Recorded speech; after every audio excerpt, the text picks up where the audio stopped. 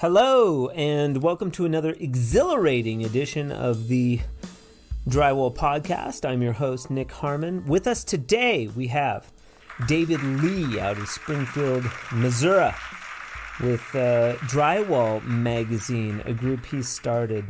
David is a unique personality, and he's an active artist, and he showcases his work on the Curiosity Zoo on the Facebook page. We also talk about the spy sponge and making a bazooka into a rocket launcher. We discuss eating squirrels with scrambled eggs, and I believe he relieves himself during the interview at one point. What was your purpose behind starting Drywall magazine originally? I would like a place where people can talk about our industry, talk about our trade, kind of affect the material and tool makers to give them a full audience of what we think. I would like a place where people can look for employment, look for employees. I want a place where people can sell and buy tools. I want a place where the entire community of our trade, our industry, actually thrives instead of like just being a bunch of dirtbag drywallers that we get looked down on. A lot of us do. Yeah, because we're all rough around the edges, and I'm looking for a way to bring everybody together to say, hey, we're all in the same team. Yep. We are all out for the same goal, and the same goal is satisfaction of the customer. I really appreciated David opening up the way he did, and I think you guys are really going to enjoy this podcast, the 19th podcast on the Drywall podcast. David Lee, Drywall magazine. Let's get into it. Now, I will try to do that one. I got it. Zoom. Can you still hear me? Yeah, we're recording now, buddy. All right, we're recording now. Yeah. You're not the only, I think probably a good percentage, maybe 80%. I mean, you're number 19, so 80% would have never done Zoom. I tried not to during the whole quarantine thing. Nope, I don't do that. I'm either at your face or I'm just not going to deal with it. I'm not good with technology. It's kind of cool though. See, we're talking, dude. We could be in the same. I could be sitting next to you in the damn truck. I basically am. I'm sitting right next to you. We're sitting in the same truck. All right. Hey, Mr. Nick Harmon. Sorry for the technical difficulties, and we will go from there. That's okay. David Lee out of Missouri, and smoke him if you got him. I'm an old school drywaller. I grew up with just being poor, and that causes bad habits. But I started construction at 13 years old, wiring houses with my dad, and smoking is a thing. Yeah, it's a cultural thing. It's a thing. You look pretty young. I'm 39. Okay, that's not bad. I got you by 7 years, so I'm your elder here. Hey, your parents got my parents by 7 years. Maybe we'll see. My dad actually, fun fact, is just moved to Cape Coral, and so he was like in the eye of the hurricane. He was in the middle of that nonsense. The eye of the hurricane. I just talked to him. He's a crazy old guy, but they're okay. They're okay down there. But we just visited them down in Cape Coral and Fort Myers this couple months ago. We went to Disney World and went down there and visited them. And beautiful place, but it's probably wrecked right now. Yeah, there's going to be a lot of people that need a lot of help. I hope there's no price gouging. I hope that people can actually help send some money to GoFundMe because people are going to need that. Insurance don't pay for all that. Yeah, my first drywall instinct was, man, you could really make a killing down like, Yeah, it's time to move to Fort Myers and like really jack up the price. That was actually my thought, but then I do have a compassionate side that's not seen too much, and I thought, those poor people. I like that. I And like that, David. We got a big teddy bear here. This is great. I hate seeing people suffer. I really my entire life I've been like that. I can be a little aggressive with the social media stuff, but yeah. as far as, real situations, to me the internet's fake. I don't care about that. But what I do care about is those people down there don't have homes no more. They don't have electricity. They don't have what Yeah. they're used to. And there's kids that are scared. There's Yeah. mothers and fathers that are scared. There's missing people. There's dead people. Well, And my sister nothing about that's good. my sister and I were like, why didn't he evacuate? And then I talked to my dad because I was talking to him yesterday, and then I got a call from my son's school. And then he was like, I can't call back. Like, I can't call out. And I was like, well, shit, is that the last time I'm going to get to talk to my dad? Kind of like weird thoughts. And then my sister was like, I don't know why he didn't evacuate. And I was like, well, it's dad, dude. He's like, he's a hard knock guy. And I talked to him today, and he was like, well, where the hell was I going to go? Get in my car and be stuck on the freeway? He's like, my house is made out of concrete. I was better off, as a 2-story house, I was better off just staying in the house, which that made sense. Definitely. And Definitely. yeah, but they're okay. I just talked to him today. He's okay. Everybody's fine. Some damage to the house and stuff, but that's why they got damage to a house can be fixed, but Yeah. it's the lives. You can't fix a life. Yep. When something like that happens, and that actually does. I mean, I feel bad for those people. I really do. Yeah, I do too. Any destruction. Anyways, let's dig in a little bit. First question I normally ask is, have you listened to a Drywall podcast? Yes. I've listened to a bunch of them. I won't sit there and say I've listened to them all, but I've listened to a bunch of them. No, yeah, I want 100% listening retention. So, which ones have you listened to, and do you have any feedback? Did you like them? Did you not like them? I mean, you can be straight with me. I don't care. I've listened to Paps. I've listened to Mudman Dan, Buchanan, and Justin Martin so far. I watched a little bit of what's her name, Shorty Drywall. Shorty. Yeah, my internet connection between work and home is pretty sketchy. So those are the ones I watched. Those are good ones. Those are good. Those were pretty good. What'd you think of Buchanan? He's an old soul. Yeah. He's not a drywaller, but he's definitely a sales guy. And he knows he knows the industry. He's not one of the kind of guys like me that he's more of a refined like whiskey, and I'm just kind of like a bum homemade wine. Mad Dog 2020. Yeah. Very cool. And so my guy Jack, I get feedback from him. I'm like, what do you like on there? He likes it when we talk about like the nuts and bolts. He likes getting other people's perspective on like the hand tools and the boxes and like that different people's techniques and things like that. And I think that's pretty universal with drywallers. Like we kind of want to know what makes each other tick a little bit. I'm a hanger and a finisher. Okay, good. I don't just have one side, but I also do steel studs and drop ceilings. So there's a lot to what I do as far as I just want the best technique. Sure. That's why I started my group, because I wanted to learn, and I enjoy learning. I really do enjoy learning. And just for our listeners, you got to say what that's the Drywall magazine. Drywall magazine. We got like 36,000 people over there just hanging out. I like to see that's crazy. That is crazy. And it started off a really crazy night when I started that, but that's a whole other story. Sure.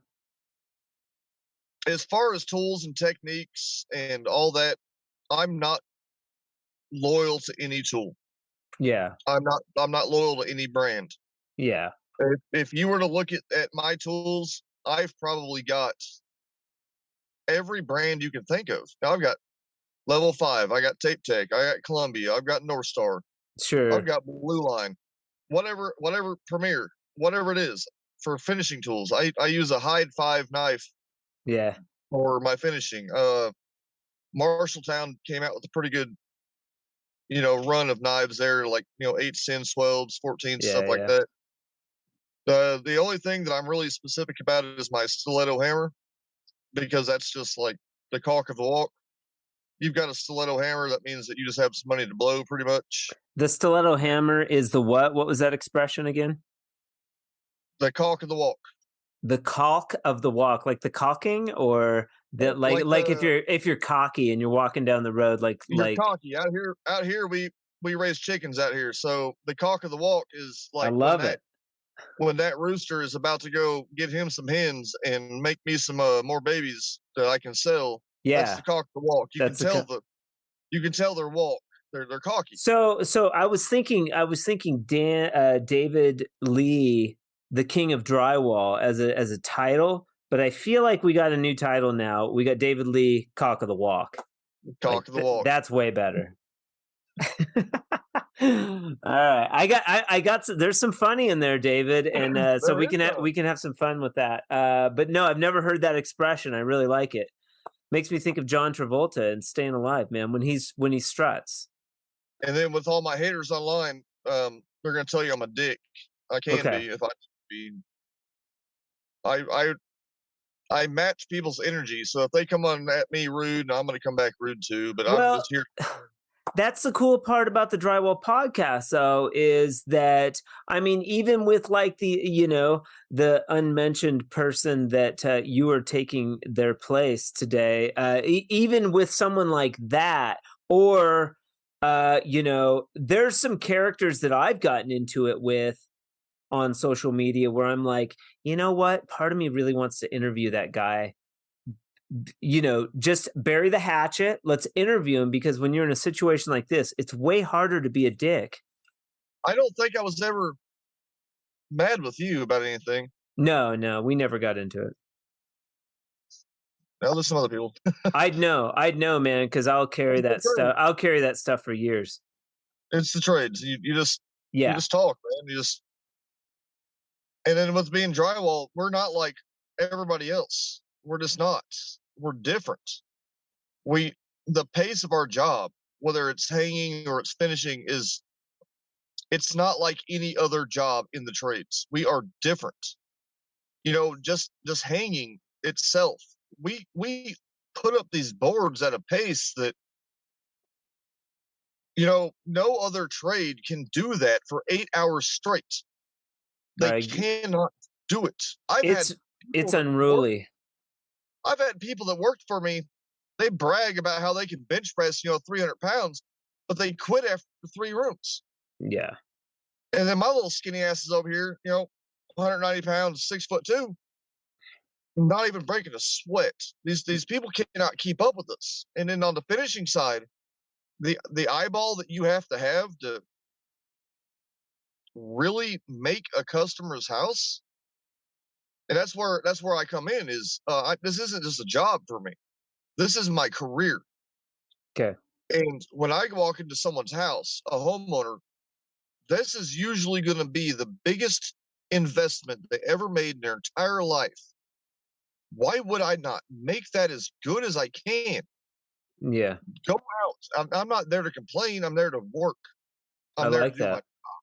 Yeah. And I am there to make that man, woman, couple, married couple, whatever they are, satisfied. Yeah. And I don't stop until they are. I like it. So are you first generation drywaller? I am. You are. Okay. How'd you get into the trade? Oh, I was poor. No, I got out of the Army and I didn't know what I wanted to do. And I had a friend that was hanging drywall, just hanging. And then at that time, we would hang drywall in the winters, but we would roof in the summers for like the first couple of years. And then I just decided I wanted to be a hanger, and I stuck with it. Yeah. And then after a while, I thought, well, I might as well learn how to finish if I'm going to do this. So met a guy at the river that was a finisher down there swimming, and then I just went from there, and I've been blessed with these great people in my life that just taught me not just the how, but the why and the whats, and when. And they all took me under their wing up until the point I started my own business. And back in like 2015, 16, and then I just went with it. What's the name of your business? Sorry. Oh, my business is Dad's Drywall and Painting. Why Dad's? Well, I had another business called David's Affordable Drywall, but there was a snag with an old business partner and the union, and there's a whole fucking story there. Yeah. And so I kept the Dad's when I remade this one, because Dad still is an acronym for David's Drywall. Okay. So I still have my thing, but also Dad's, because if my son doesn't make it as a professional baseball player, he's going to end up doing drywall with me. How old's your son? 13, and then I have a 4-year-old. Nice. And the 13-year-old, he's a baller, huh? He plays baseball. That's his thing. And were you a baseball player back in the day? I played baseball from 6th grade to when I graduated. I was third base, but my son's the catcher for the team, which I think is the hardest position. Yeah. My problem with plaster is dead. All right. So like in 1888, that's when the plasterboard came out with, from, I think it was in England. I don't know. That's like when our trade really started, but that people still use plaster. And then, after World War II, we had the baby boomers, so they had like this housing boom that plaster wasn't sufficient. So the people who use plaster right now, they're just trying to show off, hey, we got some money and we got time. That's all that the plaster. There's a couple dudes. He's making money. There's a couple dudes that make money with it. Don't get me wrong. There was a guy up in Napa, but it's honestly, it's probably less than 2% of the market. You've got drywall and you've got fucking paint. And I can do plaster. I've done plaster probably couple dozen times of actually like legit plaster over the chicken wire and all that nonsense. Yeah. But nightmare. The amount of time I spent doing that, I could literally just blow out a room. Yeah. Not a 2-foot patch. Well, that's what I'm talking about. I mean, I'm schlepping something that's like legitimate. Like, you don't need special drywall or lath or, I mean, even with plaster, you have to hang plasterboard, like special drywall that costs more money. It's ridiculous to me. I'm like, dude, finish it to a level 3. Don't even sand that shit and just start blowing over the wall with colored mud. Like, and go. You've got something. I think you really do, and I'm trying to get you up here at Lake of the Ozarks. Well, there's billions of dollars to be spent up here. So wait a These second. People have money. Forgive my ignorance. The Ozarks is in Missouri. Southern Missouri and northern Arkansas. Or the show. Have you watched that? I stopped watching it because it's not. I thought it was more of a mockery of how we are. I thought, fair enough. It wasn't accurate. No. Okay. No, it's a pretty good show nonetheless. I mean, I doubt the Sopranos is accurate of actually how freaking mafia people are, but it's just a show. But out here in the Ozarks, we're up on this big, in between Okay, on your East Coast, you have the Appalachian Mountains. Okay. On your West Coast, you got the Rocky Mountains. Yep. Right in the middle, clumped out, you got this big old plateau. It's called the Ozarks. Okay. We've got caves, we got springs, we have Lake of the Ozarks, which has a longer shoreline than all of California. Okay. There's 70,000 homes up there. There's 25,000 docks. This place isn't stopping. It's nothing but work. Now, maybe the show does depict like how beautiful it is there. It's gorgeous. Oh, like it looks here. gorgeous. This place, I've lived around the world. I grew up in Europe, being an army brat, and I've been around the world. I would never live anywhere but here. Okay, so you like it. I'll have to come up and visit. It said I'm intrigued. Oh heck yeah! And finish the Ozarks. It's pretty good. You might like I'll it. check it out. I'll check it out just for you, Nick. Okay, so let's go back to 36,000 members on Drywall Magazine. That's no 100,000 of Drywall Hand Finishers. Our friend Rick Moore over there, and I've tried to get him on the podcast, but I think he's a little shy. I'm still working on you, Rick. But he said Rick. he said he wanted to, but I think he's just being shy. He's playing hard to get. But I want to interview him, and also who's the Drywallers Worldwide. We've got what's his name? Help me out. Cleveland, Joe Cleveland. Yeah, Joe Cleveland. Yeah. So I need to interview him too. So you're actually the first of the Drywall Facebook groups. Sort of one of the founders or the founder. There might be some contest there between. Is it Paulie? It's not Paul. Yeah, Paulie. me and Paul. You and Paul. There when I decided to start that, so I invited Paul. I've known Paul for 7 or 8 years, and I was like, "Hey, Paul, I'm starting a group," and he said, "All right." And then we started the group, and we just pushed for this. And yep, we got bigger dreams for the whole group thing, but I kind of got sidetracked over the last few years with personal issues, and Paul can't just do it by himself. Yeah, I got a little sideways there for a minute and stupid. And then so now we're trying to come up with a plan where we want to actually take this idea to actually help the industry. Good. Like was that the original idea for the group? Now I was going to finish that. The reason that I started the Drywall podcast was specifically because of these like long threads that you get going on these drywall groups where people argue about the dumbest shit. And like, to me, sometimes I get wrapped into it. It's comical, but I was a little curious about digging down and finding out a little bit more about these characters on there. Like, like you and Paul and Paulie and all of these guys, Mudman Dan and Corey, and it's really cool getting to know the people. I think it's super cool. But so the question there, though, that's just more of a statement. The question is, what was your purpose behind starting Drywall Magazine originally? I would like a place where people can talk about our industry, talk about our trade, kind of affect the material and tool makers to give them a full audience of what we think.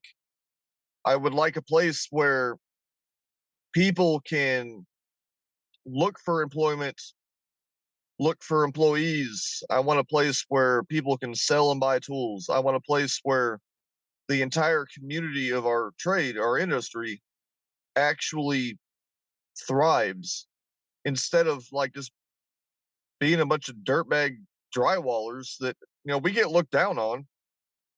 A lot of us do. Yeah, because we're all rough around the edges, and I'm looking for a way to bring everybody together to say, hey, we're all on the same team. Yep. We are all out for the same goal, and the same goal is satisfaction of the customer.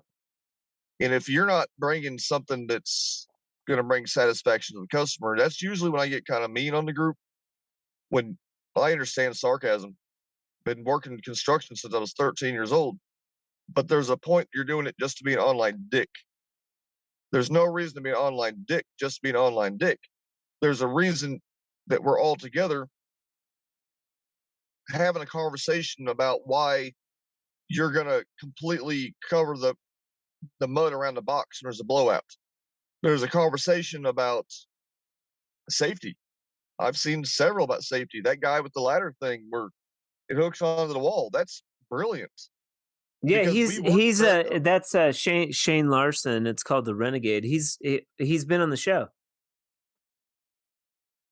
I saw that he was on the show, but I haven't watched that one yet, to be honest. It's good. He's from Canada. But I also want people to be aware of other things in the trades.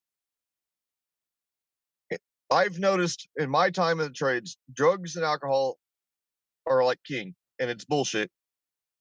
I got people showing up to work on drugs. You got people showing up to work drunk.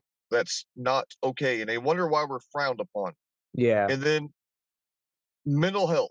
Mental health is something that I push very dearly because there is no reason that people that are doing good in life should be feeling that bad. And there has to be a root cause. And I try to hit every aspect that I can of our trade, thinking of all the individuals. I don't think about me on this nonsense. I think about, you got 36,000 people on here. Everybody has a different story. Everybody has a different struggle. Everybody's having a hard time. But what is bringing the ones down? And even I got brought down a couple of years ago. All of the people who go on Drywall Magazine and know about me, you guys got to see me kind of have my little downfall. And there's a whole story to that. Yeah, I'm not familiar with that. Oh, that was a bad time. You bring up my name to a lot of people, they're going to remember that time. Yeah. And I just want this community to realize that, like I said, we're all on the same team. I like it. I don't care what tool you use, as long as you use it good. As long as you're looking out for the customer, that should be that's where you need to be. That's what I liked. That last one I just listened on my way home, Justin, talking about it's not about how you do your job or whatever, where he's talking about his setup for the popcorn ceiling. Mm-hmm. You take those extra steps and people care. Customers care. When you take the extra steps to let them know you care, you're not some dumbass 23-year-old walking up in a house trying to sling mud. You're taking care of people's stuff. Was that Josh Martin, the one that just aired today? Yes, that guy. Okay. And then I also want all the people in the trades, young and old, because I'm also on that Drywall Mentor page on Facebook too. Yeah. I want people to know that, hey, if you're having a bad day, there's no reason to make it worse by getting into that bad day. And that's why I'm so on to the mental health part, because I read somewhere that like the trades are the number 2 suicide rate, and 80% of those are successful. And I think that's just, I mean, we get down sometimes people get laid off and stuff, and I'm just trying to bring awareness to save a life. I'm here to listen. If anybody needs someone to listen, I'm here 24 hours a day. I've been there. Very cool. I got PTSD and everything else. I am there if somebody needs to listen. Like I said, I will match your energy all day long. Yeah. Hey, none of us are, man. I mean, I guarantee there's people that think I'm a dick out there, but and I have been a dick. But for the most part, we all want the same thing. We all just, honestly, it kind of boils down to love. We all just want to be loved, and we want to give love. And it's like, this is a hard ass trade. And we come from super rocky backgrounds. I'm a first generation drywaller. Okay. I liked the mud when I first started. I liked the artistic element of it. I think really, really resonated with me as an artist. It's satisfying. You're an artist. I'm an artist too. Yeah, it's satisfying. Right. So I'll the after this, you can see I drew some stuff. I graduated top art student in high school. Okay, and what's your Instagram handle? Curiosity Zoo. Yeah, I'm that guy that has all I've the. seen. I think I've seen it. I've got the animals. I think I've seen it. Yeah, it's really good drawings. And Yeah, then we got like Griffin. We've got Bernie Mitchell. We've got Keith Patterson out of Tucson. I want to interview him. These drywall sculptor guys. I haven't even gotten into those guys yet. There's so many cool dudes that I get to interview. It's awesome. The drywall sculptors Yeah, are something different, I know. and that's I don't even know where they would get the time for that because we're so in and out of jobs that like how do you do this? How do you have time to sculpt an eagle and horses and trees up on a wall? And maybe that's a specialty. No, Maybe that's like a I think specific. it's prioritizing. I mean, how do I have time to do a freaking podcast? Each podcast takes 6 to 10 hours. You realize that, like with editing and Oh yeah, promotion. yeah. So we've got. I mean, we've got. You're number 19. So yeah, I'm around 190 hours into this shit. Like that's a I don't lot. think I'm not as interesting as these other people. You're pretty interesting. Ask me a question. Paul told me to tell you. Yeah. Okay, because he's the city guy and I'm the country guy. Okay. I'm not a redneck. I'm a hillbilly. Oh, he said you were a And redneck. yeah, he said I'm a redneck. Rednecks go suck off because rednecks go or whatever. But one of my favorite things to do is eat squirrel. Okay. And not only do we eat the squirrel, we eat the squirrel brains. Okay. I absolutely love this. This is like a treat to us. We cook Okay. it with our scrambled eggs. Okay. But Paul wanted me to tell you that because Paul knows that about me. And he said, make sure you talk about them damn squirrel brains. And I said, all right. Oh, whatever, dude. I watch Alone, man. And those guys eat the shit out of those squirrels on Alone. Do you ever watch it? Do you ever watch Alone? I have. I watched like the first like season and a half, but then I got busy after that. Yeah, they're pretty good. So the Drywall magazine, that seems pretty good. So you were talking about maybe there's a new direction. You're getting reinvigorated with the Drywall magazine currently, and there's a direction that you want to go. Do you want to talk about that? I would like to connect people who are willing to put time into the trade. Not just people who do drywall, because that's the big difference. There's people who do drywall and there's drywallers. I am a drywaller. This is my life. A lot of people find the hard part in life in this trade and they fall out simply because it is hard, whether it's a significant other or you have a slow week or whatever it is. But I want to connect the drywallers. I want to get everyone together and say, here is either a publication online or a physical publication, and say, if you need a job, if you need to sell tools, if you need to buy tools, if you want to see tools advertised, I want to put everything that's online together in one package. Okay. So, like, when a new tool comes out, I just want people to know about it and maybe do a review on it. I want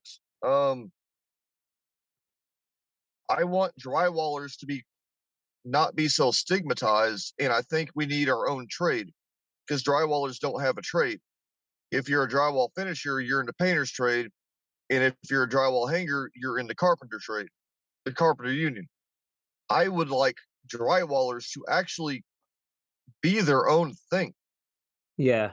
In like specialized schools. Like I would love to see a way to get enough people together to have like a specialized school to teach people the absolute proper way. And this is all because I want to make sure that the customers in the future, when I'm too old to do this, are taken care of. Yeah. I like it. That's a good goal. I don't do this for shit the for my magazine. good looks. I do this shit for money, but I also do it for the customer. Yep. And that's about So the Drywall magazine, how do you regulate the page? Do you have several admin on there? I feel like maybe I was an admin at one time. I can't remember. I was gone for a long time because I get in trouble on Facebook a lot, so a lot of Yeah. stuff got shuffled around. So right now it's just me and one moderator. Okay. At this moment, we're like I said, it's rebuilding. Who's the So, Who's the other moderator? Tim Strausberg, he's an old guy that's holding a fish in his picture when you go on Yeah. Facebook. Okay, Tim. I think I know that guy. He's a good he's a good mentor to me. Yeah. Me and him talk about a lot of stuff outside of this, and Okay. he kind of helps me keep my head straight a little bit. Kind of a father figure kind of thing. Yeah. And Good. What he's happened? What really good. happened there those couple years? You don't have to talk about it if you don't want. I mean, you could skirt the edge a little bit if you want, but it's so something happened there. Maybe people got mad at you. Maybe you had a little mental breakdown. What happened? Well, I had a mental breakdown. Yeah. Let's bring this up because I'm all about the mental health. Sure. Between the work and life and everything else, started having problems at home, Yeah. and then I got to a spot that was bad, Yeah. and I was having a real bad day, Yep. and I attempted to hang myself, and obviously I failed. And then I went to a hospital for a while, Yep. and I found a more positive way to make it through my day because whatever darkness I was dealing with back then, it seems to be gone. Did You that know, experience? Did you have a shift because of that experience? I did, I did. How That so? was How so? I'm curious about that. You know that people that I've heard a statistic because I'm curious about death too, but like the people that jump off the Golden Gate Bridge, the ones that live, the predominant feedback is that when they jump, they immediately wish that they wouldn't have. okay. That So yeah, yeah. Um, so I hung myself, and my thoughts before that was everything sucks, nobody cares. We Me and my wife went through a lot of nonsense. We lost our house during a recession. Mm-hmm. Just it was always something, and it seemed like unbelievable how bad things were all the damn time. So Yeah. I went and did that dumb thing. Yep. My thoughts up to that, like I said, nobody cares. I don't care. Just kind of hopeless. But when you're in the middle of a situation like that, kind of dangling there, um, you start thinking about your wife, you start thinking about your kids, and you start thinking about how selfish you are, Yeah. and you start thinking that this isn't really where you need to be. Dark humor a Yeah. little bit, Yeah. and then Yeah. coming back from the hospital, I started thinking like, what do I need to really focus my life on? And I lost my focus, and I can blame it on the army, I can blame it on PTSD, I can blame it on drinking, I can blame it on everything, but I was the one problem, Sure. and I I would like for other people who might be going through something to realize that you're kind of the problem, but it doesn't make you the problem. If Yeah. that makes sense. Definitely. And that's why. So go ahead. Sorry. But after that, I feel like I don't feel I know I appreciated things more. I appreciated the time with my family. I appreciated what I could have lost all that, Yeah. over a bad day. Yeah. Over a bad day. So what And sort of steps, what kind of steps are you taking now after this experience? Do you like see a psychologist or do you go see somebody? yeah, yeah.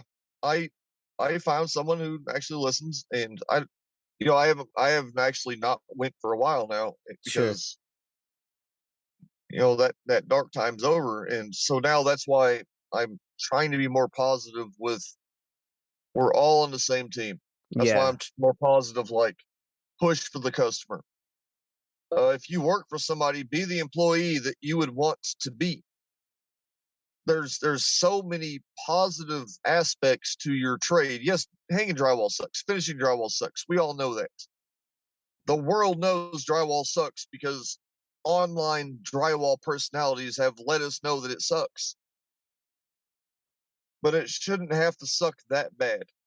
No. You No. be able to enjoy life and embrace the suck and find a satisfaction in what we do. Because what we do is very satisfying. Yeah. It is very satisfying. When you walk into a house before you even hang it, it's gutted out. You can see two bys, you can see wires, you can see pipes, insulation, HVAC, all that. And when the hangers walk out, it's an enclosure. And Yeah. then the finishers, when we go in and finish it, It's a home. that's what it's gonna look like. It's a home. Yep. Yep. It's true. Taking a house from studs to ready to paint is a very big step in the process, and it's very quick. And I've noticed that's when homeowners really and builders, that's when they start getting excited about the Yeah, project. 'cause Really. our trade is the flip from the rough end to the finish. Yep. The hangers are the very last person to rough in, and tapers and finishers are the very first to start the finishing process of this is your house, and now you go get to make it a home, Yep. Mr. Family. And Yep. that's just where I'm at with my thought process that keeps me going now. I like it. And So doing what advice might you have for people that are sort of going through an experience? Maybe they feel like there's no other way out. Do you have any sort of tips that you do from day to day? there is always somebody you can call. Yep. Always. When you think there isn't, you're convincing yourself there isn't because there's always somebody. Sure. There's me. If nobody else, jump on Drywall Magazine, find Okay. me, old David Lee, message me. I'll talk to you. Okay. I'll help you out. I think Um, there's hotlines. There's also suicide prevention hotlines as well that you can yeah, call. there's the new Not one. that somebody might want to call one of those, but even like an old friend or a family member, you Yeah, know, we don't somebody. sometimes when you're in that spot, it's hard to realize that we have people that love us, you know. And that's why I'm trying to bring awareness to it because I think people forgot that there's hard times. Things were pretty dang good for like the last 30 years. And then now things are getting kind of hard again. Yeah. And we forgot that there are people who lived during the good times. There are people who also lived during the last bad time Yep. that is willing to just give you a little bit of advice. I can't I can't diagnose nobody. I can't do none of that, but I can say, "Hey, I care." Yeah, or just somebody to listen, you know. I find that if my wife is talking to me about something, if I just shut the hell up, I'm a lot better off. Yeah, because a lot of times people are listening to wait for their turn to talk, Yeah. and that's not fair to the people who need to talk. Yep. Yep. So that's another thing I'm trying to do through social media. That's cool. Add it to the list. Going back to drywall now, so in your business today, you sub out the hanging, or I'm sorry, you contract the hanging and finishing and texture. That's your business primarily? Primarily, yes. Okay, are But we you also do the steel stud and the drop ceilings. so that's commercial though, steel stud, right? A lot of it, yes. You'll see some in some residential. Sure. So Yes. you do a lot of commercial. Yeah, I do about everything. I sit here and brag about being the king of drywall, but Sure. I've done it all. Yeah, yeah. I mean, what's your bread and butter though? Would you say is like residential drywall? Whoever calls. Whoever calls. So you do a lot of different stuff. Do you have a partner that you work with? Actually, I work for these two old guys that have this thing down to a T.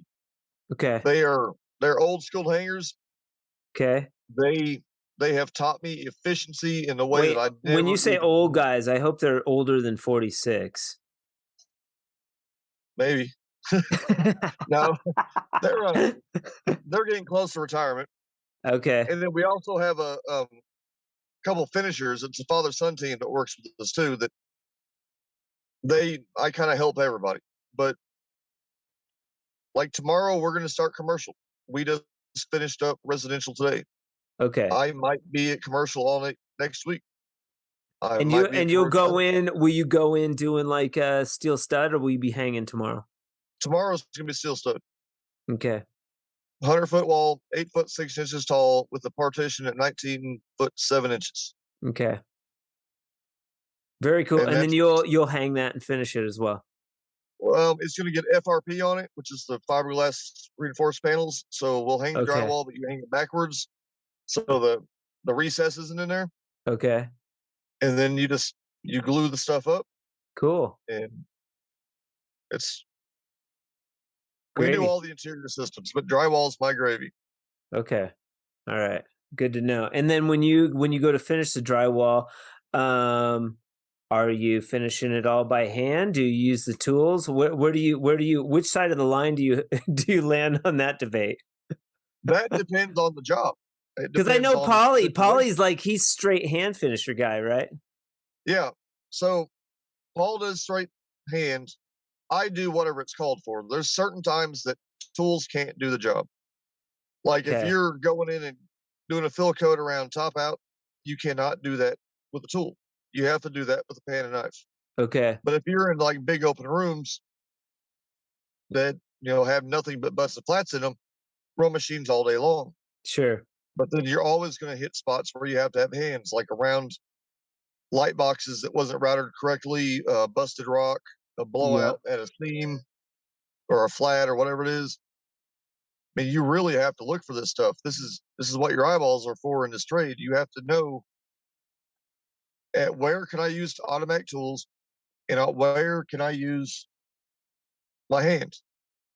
And a lot of people I've met people who cannot hand finish at all, and I've met people who cannot run tools at all. Sure. But what purpose does it serve to not know how to do both? Right. You must need the entire scope of the entire industry in order to Some succeed. hanging, like the finishers, like myself. I haven't done a lot of hanging, but I've done a little bit. Like, I've worked with a dude and he showed me some stuff. Like, I mean, there's no shame in like learning a little bit of hanging to improve your finishing skills. Being a hanger that became a finisher made my hanging better. Yeah, And definitely. being a finisher who knows how to hang made me a better finisher. Yeah. And then on top of that, being a painter who was also a finisher made me a better finisher and painter. Yeah, for sure. You So, you have to look at the entire picture. A lot yeah, of guys probably get hanging wrapped up. drywall makes you a better framer as well. Definitely, yes. You Yeah. know what you're looking out for. You want your shit to be square. You want your shit to be plumb. Layout is off like a quarter of an inch. Over a 100-foot wall, that quarter of an inch grows every damn stud, and then you're Yeah. kind of screwed. Yeah. You got to be able to look ahead a little bit. Do you guys have do you use the bazooka? Do you have a bazooka on your crew? Oh, I had a bazooka. I have one. Did you throw it off did you throw it off the top of a building? No, I shot fireworks out of it. You shot fireworks out of it. Yeah, that was my next It's on, guess. yeah, it's on the Drywall magazine YouTube page. Actually, Oh, I shot really? mortar shells out of it. I made a bazooka, and I'm probably the first person to do that and ruin $1,000. But I thought it made good content. I didn't realize the Drywall magazine had a YouTube page. we've only got a few videos that I've made. I'm about to open up Paul to it, so maybe we can like grow that even more. Yeah. So when Um, I go to market the Drywall podcast, I'll edit this down, and most of this will be audio. all right. And then I'll pull out maybe the first 10 minutes of the interview, and then the intro and the outro. And then it'll be like a 15-minute YouTube video, and I'll post that to Instagram. And then I'll do like a little excerpt that's like really juicy of our conversation. And then I'll take that and I'll post it to Instagram, something that'll make people want to listen to the whole interview. All right, just don't embarrass me anymore, not as dude. I've got to make you sound interesting. That's my challenge. I know. I know I'm not very interesting. I just talk. No, it's cool. I mean, did you think when you started, I'm blown away by the drywall groups. I mean, Drywall Hand Finishers is over 100,000 people. And I get that some of those are homeowners and stuff, but that blows me away. Like I feel like I remember when he started that page. That's crazy that numbers like that off of our little silly trade are being made. I mean, hold on. I'm peeing, Mick. I'm peeing, Nick. You're gonna deal with it. I know you're taking a leak. Hey, you know what? We could have actually taken a break and gone. You could have just like set the phone there and gone, and I can edit it out. But I'm a hillbilly. You said you wanted some interesting stuff. Nice. I'm getting the whole package, literally. I like it. I am the king of drywall simply because I know it all, but I don't know it all, and I'm willing to learn more. I'm always willing to learn. That's the thing everybody like forgets. Yeah. Everybody forgets that you don't know it all. I know all of what I know right now, but there's somebody out there somewhere that has a better something. And that's the other thing I like the groups for, is because these people teach me. They'll show a new technique, do it like this, do it like that. And I go try it, and I'm like, well, damn. Yeah. Wasting time for the if you're open to learning, yes. Like there's been times where I'm like resistant right away. Like I'll see something and I'll be like, that doesn't work. And then I will try it, and by God, like it works. But like getting a drywall guy, with me, Corey, with the Tech Dry tool, I use the little tools all the time, and I'm a big fan of the plastic blades. Like, so I'll cut the plastic blades down, because I'm always going around like trim in existing homes. 80% of the homes I do all fresco. So like I'm going into existing homes, and we're always going around the trim. So you get those little sections all the time. And I brought that tool on one job. I was like, my natural instinct was to reach for the little plastic blades and put them in my pocket. And I was like, no, I'm going to bring the Tech Dry tool, and like just set it there and see.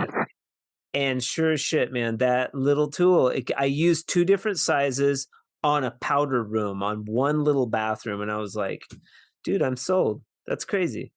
Like, I have yet to try those little knives. I want to try those little knives because they make sense, because there's so many like ridiculous spots that we try to get to. I know. And it's just one tool. And Corey and I talk about like, there's like 5 or 6 tools that every drywaller carries with them. You got your 6-inch, you got your razor knife.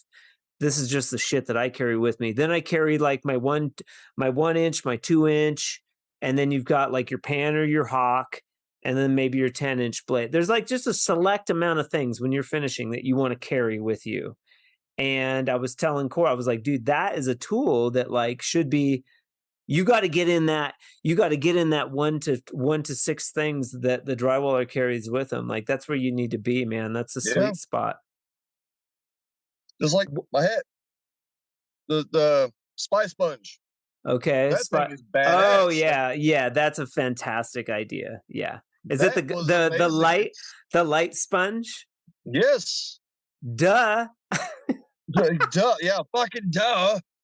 I know. Why haven't I come up with no dumb shit like that yet? I need to talk to that guy. How'd you get a hat? That's cool. He sent me the product. I'm actually supposed to make a video soon of like legitimately like All reviewing it. right. Well, And I get to because of this podcast now, I get to tag them in the fucking promo video. It's like Spy it's Sponge. one of the things. It's one of the things that I use when I'm finishing almost every time. Yeah, it's a fantastic innovation. I mean, the sanders are cool, like the big jumbo sanders. Yeah. There's two schools of thought there. Like, okay, those are handy, but they're kind of not because they're not, it's hard to get from room to room.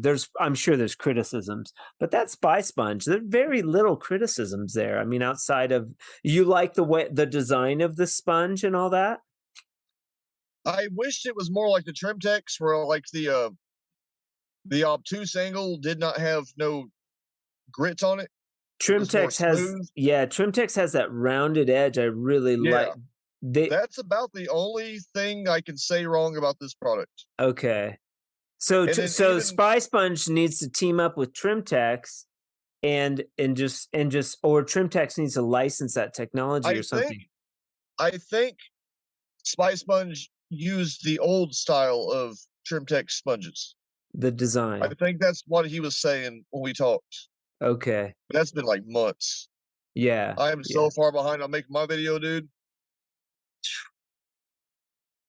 But Just yeah, gotta. that product, you don't even have to bring lights, like cords and lights and all that nonsense. If you just have like one room to go sand, you've got lighted sponges. You can knock that room out in 10 minutes and be done. Yeah, so it works that good. When you get it on the wall, it's just like perfect. Oh Lord, you see everything. Even when you put like a 2,000 watt freaking LED down the wall, the Spy Sponge finds stuff that did not. Okay, all right. And it's just is it little like flashlights that go in the Spy Sponge? Yeah, it's like these 3 little flashlights. I hear a hound dog over there. You really Yeah, are in the Ozarks. The hound dogs are coming, dude. yeah, we're about to have an issue, but we'll deal with that later. They're sending out they released the hounds. David Lee, this interview is gonna get cut short. So the Spy Sponge, it's just a couple little what is it, a AAA battery that goes in each Spy Sponge, or is it Yeah, yeah, okay. that's what it is. 3 little flashlights. They machine them out of the sponge, and you push them up in there, and it works better when you have all 3 lights going. And Yeah. you can actually you get enough lights, you can set up 2 at a time, so you don't have to have both at the same time on.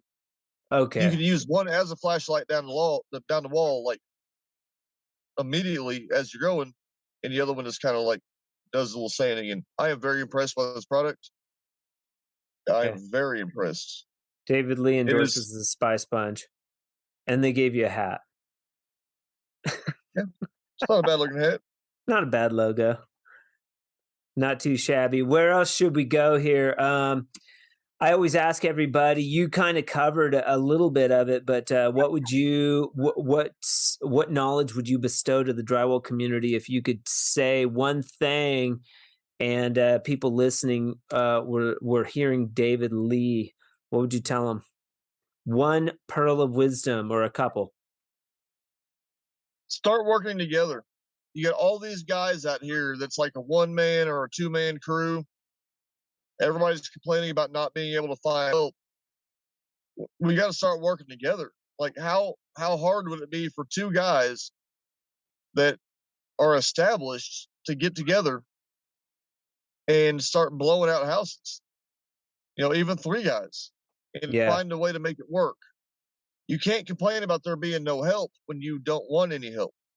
yeah, And I see this a lot through the trades. I see this a lot in drywall, especially. You got these guys that think that they can tape this entire, like 17,000 foot worth of rock, which you can. Maybe if you had another guy or 2 that knows exactly what they're doing, because the people who know exactly what they're doing are few and far between anymore. yeah, So maybe start thinking that we're all on the same team and start working together as a team to move forward. yeah. That's where I'm at. And the other, start charging more. don't be afraid to charge more. If everybody charged more, the customers then can't say no. Oh yeah. And we're not worried about old Uncle Billy Bob down the corner that might be able to help you with a patch in your bathroom. No, we're looking at like the new construction, the remodels, the commercial. Yeah. Start charging more. Take it up 30%, 40%. Yeah. And then we can start negotiating with the contractors and the homeowners better if everybody did it at the same time. Yeah. Everything else went up. Why can't we? Yep. We're still getting beat up in the trade. I agree with that. We're one of the lowest paid, and it's it's ridiculous. Yeah. And I think one of the most skilled, honestly. Like drywall finishing is one of the most skilled, least paid trades. Drywall finishing is the artist of the trade. Yeah, for sure. We are the artists. So people can find David Lee on, and it's, what's your last name? David Lee. Just David Lee. Not Roth. Not David Lee Roth. No, we just stick with David Lee. Not Diamond Dave. That's all I want to be known as. David Lee. They can find you on Facebook, Instagram, and the Drywall Magazine is your group. Do you have any other groups? Drywall Mentors on Facebook, Drywall Magazine on Facebook, Curiosity Zoo on Instagram, and Curiosity Zoo on YouTube. Okay, YouTube for the Curiosity Zoo and YouTube also for Drywall Magazine. Yes, we're going to start reopening the Drywall Magazine on YouTube very soon. Do you have a website? I do not. Okay. I'm a hillbilly. What do you expect? Who knows? Hillbillies can have websites, David. David Lee, thank you so much for being on the Drywall podcast. Yeah, next time I'm in Ozark, we'll have to bust out the water skis. Put the boat. Next time you come to Lake of the Ozarks, I can show you some spots. If you come down to Springfield, Missouri, then I can show you some spots down there, and I can show you this entire area. This is where Bass Pro Shop started. Okay. Like an hour from here. Oh, okay. So we'll go fishing. We got plenty of fishing spots too, buddy. All right, brother. Anything you want. All right, sir. Thank you for being on the Drywall podcast today, and we'll talk soon, man. Yes, sir. All right. Have a good evening. Hey, thank you for this and little bit. Thank you. Yeah, absolutely, bud. Talk soon. Special thanks to David Lee for being on the Drywall podcast today. I appreciate your time, your honesty, and your sense of humor. If you have questions about the Drywall podcast, ideas for a guest, or anything, you can email me at info@frescoharmony.com. You can also give me a call, 505-400-9313. Today's podcast was brought to you exclusively by Fresco Harmony. Fresco Harmony, making walls better since 2004. Fresco Harmony is the world's first color line for drywall joint compound. And you can try it for free. If you email me, I will send you a link and you can get a free sample pack. I appreciate you listening to the Drywall podcast today. And remember, keep drywalling.